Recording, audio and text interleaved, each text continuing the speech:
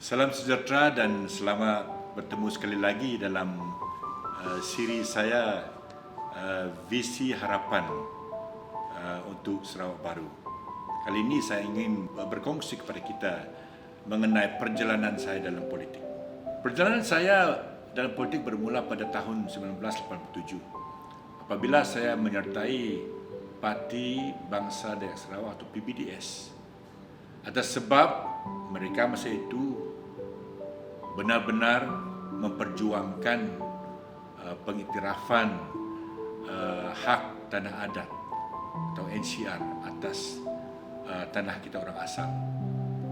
Walau bagaimanapun pada tahun 1994 PBDS menyertai semula Barisan Nasional dan menerima syarat Tan Mahmud masa itu supaya perjuangan NCR harus ditinggalkan. Saya sebagai pribadi masa itu tidak bersetuju dengan keputusan itu. Karena itu saya sudah membuat keputusan untuk meneruskan perjuangan saya itu di dalam mahkamah atau melalui mahkamah. Malangnya dalam tahun 2004, Parti PBDS pendaftarannya telah dibatalkan.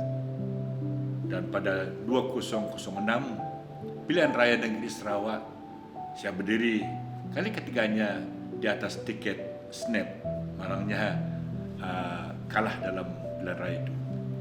Tahun 2008 menyaksikan perkembangan baru dalam adab politik di tanah air, di seluruh Malaysia, dengan sokongan padu terhadap PKR di dalam pilihan raya umum masa itu. Dan saya menyertai parti PKR kerana saya percaya kepada hala tuju mereka. Yang satu adalah satu parti yang berbilang kaum, yang memperjuangkan kebenaran, keadilan dan keseksama untuk semua rakyat. Pada masa yang sama, PKR menyokong perjuangan kita atas NCR, orang asal di Sarawak.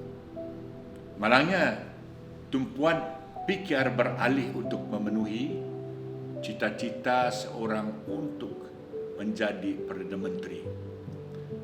Dan dalam proses itu, suara-suara tidak puas hati dibatalkan.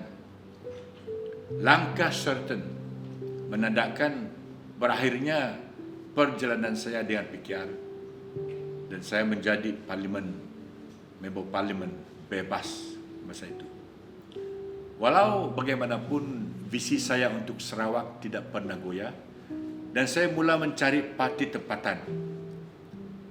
Menyedari sentimen rakyat Sarawak yang mahu bebas dari pengaruh Melaya. Dan saya percaya parti politik berbilang kaum mampu menyubur keharmonian kaum dan seterusnya mencapai perpaduan negara keseluruhannya.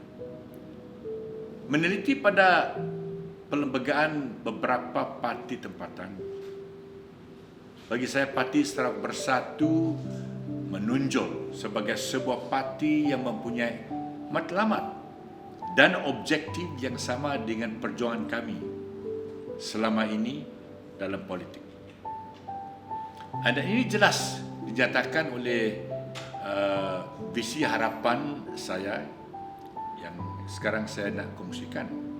Tambahan pula seluruh pimpinan tertinggi Parti Sarawak Bersatu PBSB sudah menerima VOH atau Vision of Hope saya ini dan secara menyeluruh menyertai PSB. Dan agenda utama kami iaitu perlindungan NCR dan memerangi rasuah kekal utuh. Dan di antara objektif PSB adalah, saya ingin berkongsi juga di sini adalah, satu, memperjuangkan keadilan, keseksamaan untuk semua lapisan masyarakat tanpa mengira bangsa atau agama. Seterusnya, mempertabatkan dan memelihara sistem pemerintahan berparlimen dan kerjaan demokratik atas dasar kepelbagaian kaum. Dan ketiga, menggalakkan dan memastikan kemajuan ekonomi dan budaya semua komuniti dan terutamanya memperbaiki keadaan ekonomi golongan yang kurang bernasib baik. Seterusnya, menggalakkan dan memupuk dan menggalakkan amalan mulia dan keharmonian di kalangan rakyat Malaysia yang terdiri daripada pelbagai kaum bagi menjamin kemajuan dan pertumbuhan negara kita,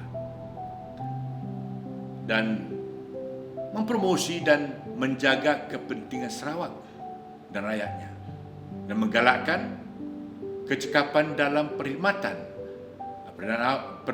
awam dan perkhidmatan lain, dan juga memupuk rasa hormat dan toleransi terhadap kehidupan beragama semua komuniti.